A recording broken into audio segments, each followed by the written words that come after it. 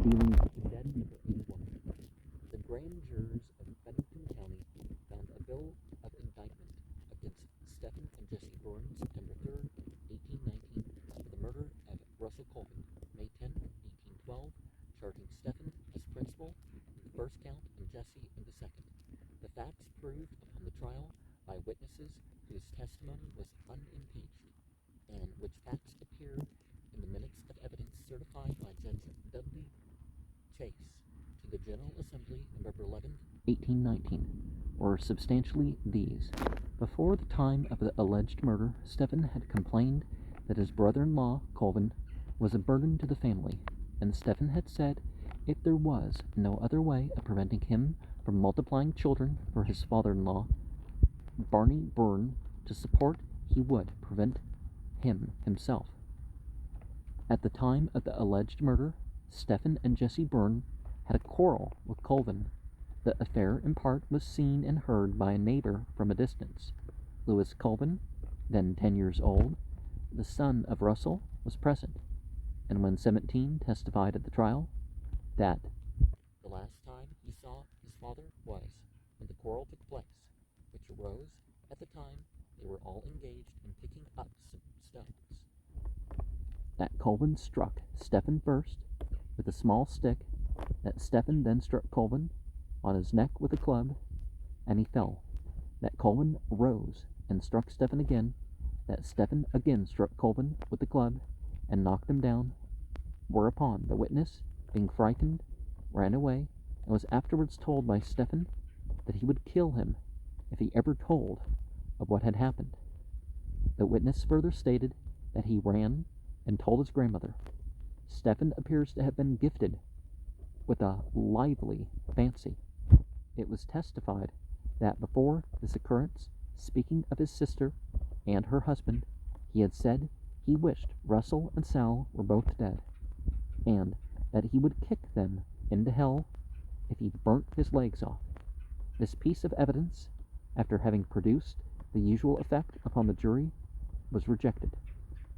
Upon another occasion, 4 years after the alleged murder, Stephen stated to Daniel D. Baldwin and Eunice, his wife, that Colvin went off very strangely,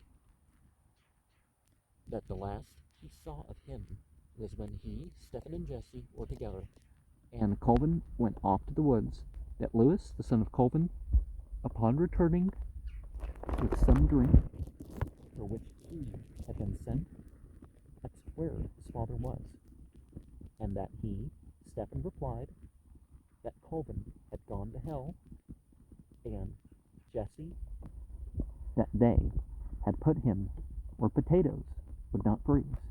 And Stephen added, while making this statement to the Baldwins, that it was not likely he or Jesse would have said this to the boy if they had killed his father. When the body was sought for, before the bones were discovered, which were mistaken for human remains, a girl said to Stephen, "They are going to dig up Colvin for you, aren't they?" He became angry and said that Colvin often went off and returned, and that when he went off the last time, he was crazy and went off without his hat. About 4 years after his disappearance, an old moldy hat was discovered in the field where the quarrel took place, and was identified positively as the hat of Colvin by the witness who had seen the quarrel from a distance, as I have stated. Stephen denied to Benjamin Deming that he, Stephen, was present when Colvin went off, and stated that he was then at a distance. To Joseph Lincoln, he said that he never killed Colvin, that he and Colvin and Jesse were picking up stones, and that Colvin was crazy and went off into the woods, and that they had not seen nor heard from him since. To William Wyman, Stephen reaffirmed his statement made to Benjamin Deming, called on Wyman to clear up his statement that he, Stephen, had killed Colvin, asserted that he knew nothing of what had become of Colvin, and that he had never worked with him an hour. The minutes of the judge furnished other examples of similar contradictions and inconsistency on the part of Stephen Byrne, but the reader will bear constantly in mind that through a period of 7 years during which the suspicion of the vicinage hung over them like an angry cloud, sending forth occasional mutterings of judgment to come, and threatenings to burst upon their heads at any moment. Neither of these miserable men attempted flight or concealment. Well, whether you stay or go, I don't think it really says much of one thing or another.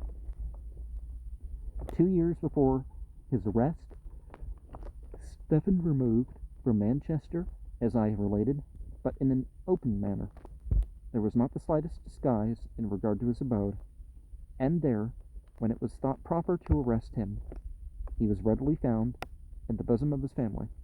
In 1813, Jesse Byrne was asked by Daniel Jacobs where Russell Colvin was, and replied he had enlisted as a soldier in the army. And thus far, the evidence certified by George Chase appears to have produced from perfectly credible witnesses.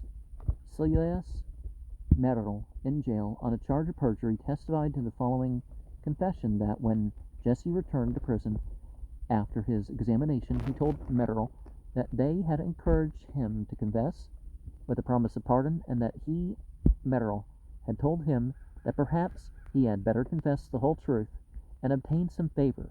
In June 1819, Jesse's father visited him in jail after he went away. Jesse seemed much afflicted. After falling asleep, Jesse awoke and shook the witness. Merrill told him that he, Jesse, was frightened and had seen a vision, and wished the witness to get up, for he had something to tell him. They both arose, and Jesse made the following disclosure. He said it was true that he and Stephen and Colvin and Lewis were in the lot, picking stones, as Stephen struck Colvin with a club. That boy, Lewis, ran, that Colvin got up, and Stephen struck him again above the ear and broke his skull. That Stephen's father came up and asked if Colvin was dead, and that he repeated this question 3 times. That all 3 of them carried Colvin, not then dead, to an old cellar where the father cut Colvin's throat with a small penknife of Stephen's. That they buried him in the cellar. That Stephen wore Colvin's shoes till he, Jesse, told him it would lead to a discovery. Jesse, as the witness stated, informed him that he had told his brother Stephen that he had confessed. When Stephen came into the room, witness asked him if he did not take the life of Colvin, to which he replied that he did not take the main life of Colvin. Stephen, as the witness stated, that Jesse's confession was true, and that he, Stephen, had made a confession which would only make manslaughter of it. The witness, Merrill, then proceeded to say that Jesse further confessed that 18 months after they had buried the body, they took it up and placed it under the floor of a barn that was afterwards burnt, that they then pounded the bones and put them in the river, excepting a few which their father gathered up and hid in a hollow stump. At this stage of the trial, the prosecuting officer offered the written confession of Stephen Byrne, dated August 27, 1819. The document was authenticated. An attempt was made by the prisoner's counsel to show that this confession was made under the fear of death and hope and prospect of pardon. Samuel C. Raymond testified that he had often told the prisoner to confess if guilty, but not otherwise. Stephen said he was not guilty. The witness then told him not to confess. The witness said he had heard Mr. Pratt and Mr. Sheldon, the prosecuting officer, tell Jesse that if he would confess in case he was guilty, they would petition the legislature in his favor. The witness had made the same proposition to Stephen himself, and always told him he had no doubt of his guilt, and that the public mind was against him. The court, of course, rejected the written confession of Stephen, made obviously under the fear of death and the hope and prospect of pardon. William Farnsworth was then produced to prove the oral confession of Stephen, much to the same effect To this the prisoner's counsel objected, very properly, as it occurred after the very statement and proposal made to the prisoner by Mr. Rainey. The court nevertheless permitted the witness to proceed. Mr. Farnsworth then testified that about 2 weeks after the date of written confession, Sexton confessed that he killed Russell Colvin, that Russell struck at him, and that he struck Russell and killed him, hid him in the bushes, buried him, dug him up, buried him again under a barn that was burnt, threw the unburnt bones into the river, scraped up some few remains and hid them in a stump, and that the nails found he knew were Russell Colvin's. The witness told him his case looked badly and promptly gave him no encouragement. Sexton then said they should have done well enough had it not been for Jesse, and wished he had back that paper, meaning the written confession. After Mr. Farnsworth had been thus absurdly permitted to testify, there was no cause for withholding the written confession, and the prisoner's counsel called for its production. This confession embodies little more, with the exception of some particulars as to the manner of burying the body, but is entirely inconsistent with the confession of Jesse. It is a full confession that he killed Russell Colvin and buried his remains, but unlike the confession of Jesse, there is not the slightest implication of their father. The evidence in behalf of the prisoners was of very little importance, excepting in relation to the fact that they were persuaded by diverse individuals that the only chance of escaping the halter was by an ample confession of the murder. They were told to confess nothing but the truth, but this was accompanied by ominous intimations that their case looked dark, that they were gone geese, or by the considerate language of Squire Raymond, as he is styled in the minutes, that he had no doubt of their guilt, and if they would confess the truth, that is, what the squire had no doubt of, he would petition the legislature in their favor. What atrocious language to a prisoner under a charge of murder!